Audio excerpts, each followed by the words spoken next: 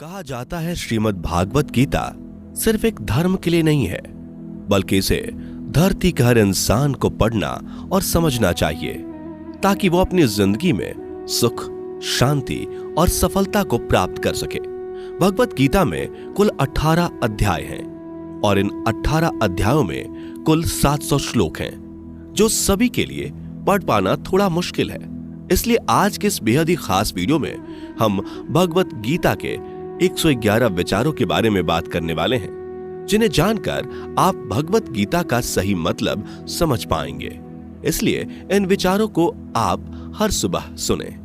दोस्तों, अगर आप इस वीडियो का अधिक से अधिक लाभ पाना चाहते हैं तो कृपया कर इसे हेडफोन लगाकर शांति से सुने। तो चलिए जानते हैं श्रीमद् भागवत गीता के 111 पावरफुल विचारों को। श्री कृष्ण कहते हैं कि मनुष्य को परिणाम की चिंता किए बिना, लोभ लालच बिना एवं निस्वार्थ और निष्पक्ष होकर अपने कर्तव्यों का पालन करना चाहिए। जिस तरह प्रकाश की ज्योति अंधेरे में चमकती है, ठीक उसी प्रकार सत्य भी चमकता है। इसलिए मनुष्य को हमेशा सत्य की राह पर चलना चाहिए। जिस मनुष्य के अंदर ज्ञान की कमी और ईश्वर में श्रद्धा नहीं होती, वो मनुष्य जीवन में कभी भी आनंद और सफलता को प्राप्त नहीं कर पाता।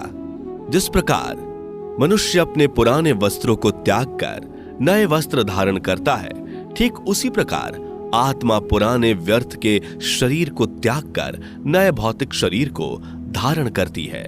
कौन क्या कर रहा है, कैसे कर रहा है और क्यों कर रहा है, इन सब से आप जितना दूर रहेंगे उतना ही आप खुश रहेंगे।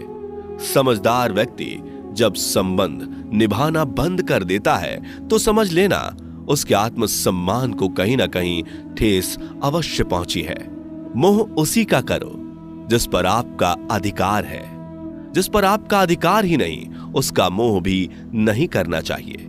जो दूसरों की तकलीफों को समझते हैं, जिनमें दया है, दिल से अच्छे हैं, उन्हें दोबारा जन्म लेना नहीं पड़ता।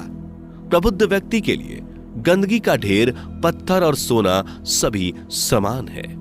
आपके कर्म ही आपकी पहचान है, वरना एक नाम के हजारों इंसान हैं। प्रेम सदैव माफी मांगना पसंद करता है और अहंकार सदैव माफी सुनना पसंद करता है।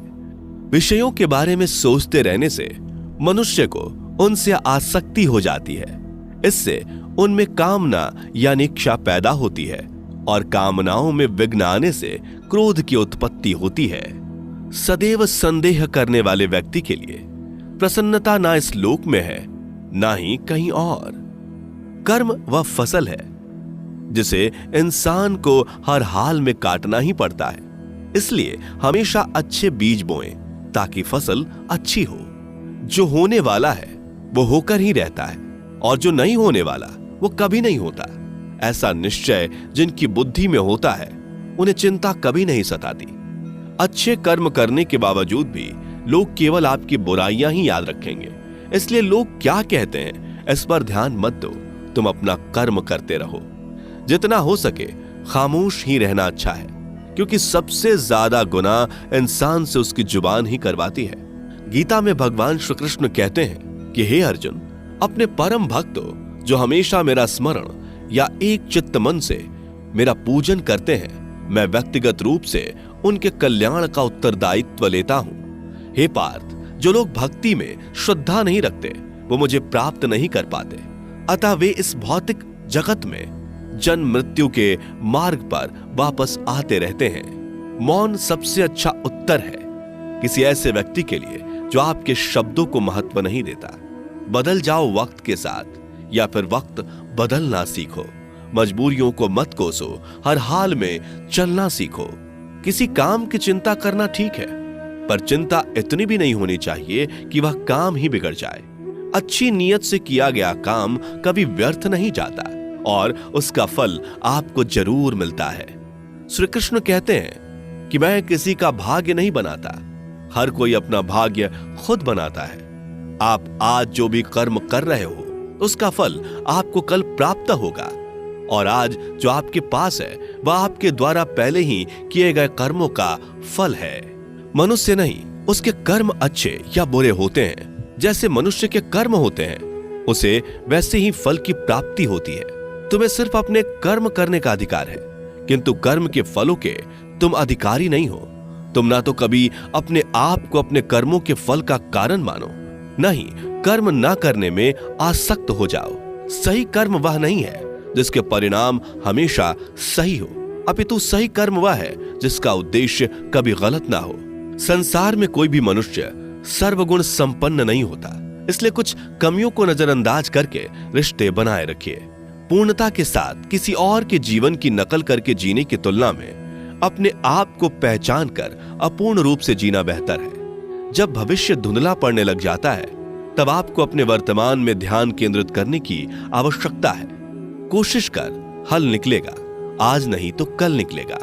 अर्जुन के तीर सा सद मरुस्थल से भी जल निकलेगा। जीवन की सबसे बड़ी गलती वही होती है जिस गलती से हम कुछ सीख नहीं पाते। जब हमारा मन कमजोर होता है तो परिस्थितियां समस्या बन जाती हैं, और जब हमारा मन स्थिर होता है तब परिस्थितियां चुनौती बन जाती है, और जब हमारा मन मजबूत होता है तब परिस्थितियां अवसर बन जाती हैं। मनुष्य की मानवता उसी वक्त नष्ट हो जाती है जब उसे दूसरों के दुखों पर हंसी आने लगती है। हे भारतवंशी, शरीर में रहने वाले का वध कभी नहीं किया जा सकता, अतः तुम्हें किसी भी जीव के लिए शोक करने की आवश्यकता नहीं है। समय यही सिखाता है कि जिंदगी किसी का इंतजार नहीं करती और ना ही किसी के लिए रुक सकती है। जिंदगी खेलती भी उसी के साथ है जो खिलाड़ी बेहतरीन होता है। दर्द सबके एक जैसे हैं, मगर हौसले सबके अलग अलग हैं। कोई हताश होकर बिखर जाता है तो कोई संघर्ष करके निखर जाता है।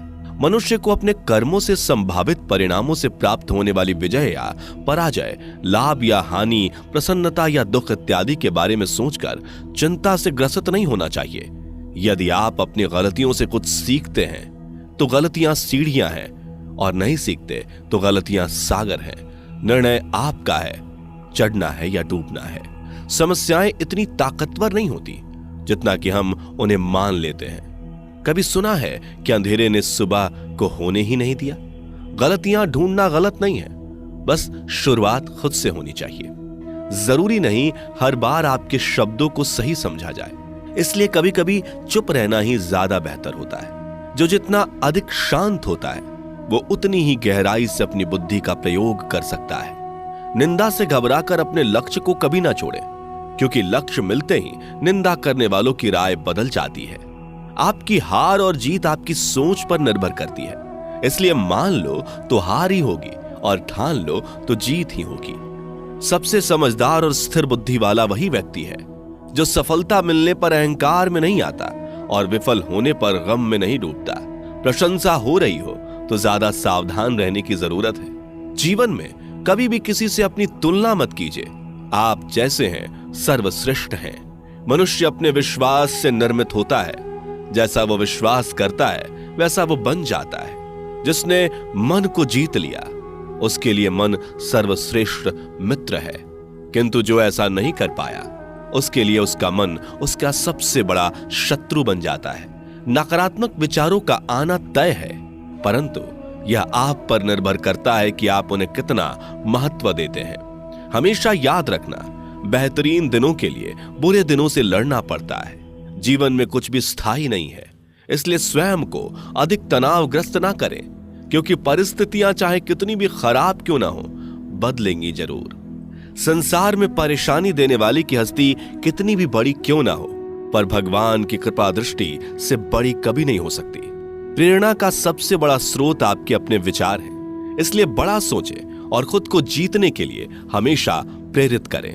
जिसने मन को जीत लिया है उसने पहले ही परमात्मा को प्राप्त कर लिया है, क्योंकि उसने शांति प्राप्त कर ली है। ऐसे मनुष्य के लिए सुख दुख, सर्दी गर्मी और मान अपमान एक जैसे होते हैं। मुश्किलें केवल बेहतरीन लोगों के हिस्से में ही आती हैं, क्योंकि वही लोग उसे बेहतरीन तरीके से अंजाम देने की काबिलियत रखते हैं। कोई कुछ भी कहे, बस अपने आप को शांत रखो, क्योंकि सूरज कितना भी तेज क्यों ना हो, समुद्र सूखता नहीं है।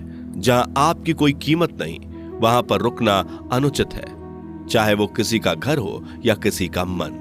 जब कोई हाथ और साथ दोनों ही छोड़ देता है तब कुदरत कोई ना कोई उंगली पकड़ने वाला भेज देता है। उन्हीं का नाम कान्हा है। जो मन को नियंत्रित नहीं करते, उनके लिए वह शत्रु के समान कार्य करता है। हे अर्जुन, व्यक्ति जो चाहे बन सकता है यदि वह विश्वास के साथ इच्छित वस्तु पर लगातार चिंतन करे। सिर्फ दुनिया के सामने जीतने वाला ही विजेता नहीं होता, बल्कि किन रिश्तों के सामने कब और कहां पर हारना है यह जानने वाला भी विजेता होता है। जो लोग बुद्धि को छोड़कर भावनाओं में बह जाते हैं, उन्हें हर कोई मूर्ख बना सकता है। वक्त से पहले मिली चीज अपना मूल्य खो देती है और वक्त के बाद मिली चीज अपना महत्व। मनुष्य को अपने कर्मों से संभावित परिणामों से प्राप्त होने वाली विजय या पराजय, लाभ या हानि, प्रसन्नता या दुख इत्यादि के बारे में सोचकर चिंता से ग्रसित नहीं होना चाहिए। आत्मा पुराने शरीर को वैसे ही छोड़ देती है जैसे मनुष्य पुराने कपड़ों को उतार कर नए कपड़े धारण कर लेता है। जैसे जल में तैरती नाव को तूफान उसे अपने लक्ष्य से दूर ले जाता है, ठीक वैसे ही इंद्रिय सुख मनुष्य को गलत रास्ते की ओर ले जाता है। आपका विश्वास एक पर्वत को भी खिसका सकता है, लेकिन आपके मन का संदेह दूसरा पर्वत खड़ा कर सकता है। हमारा खुद पर विश्वास होना बहुत ही जरूरी है, क्योंकि हम अपने रास्ते पर खुद चलते हैं। वक्त कभी भी एक जैसा नहीं रहता। उन्हें भी रोना पड़ता है जो बेवजह दूसरों को रुलाते हैं। अपनी इच्छा शक्ति के माध्यम से अपने आप को नई आकृति प्रदान करें। कभी भी स्वयं को अपनी आत्म इच्छा से अपमानित ना करें। इच्छा एकमात्र स्वयं का मित्र होता है और इच्छा ही एकमात्र स्वयं का शत्रु भी। अपनी पीड़ा के लिए संसार को दोष मत दीजिए। अपने मन को समझाओ। तुम्हारे मन का परिवर्तन ही तुम्हारे दुखों का अंत है। खुद को कमजोर कभी नहीं समझना चाहिए।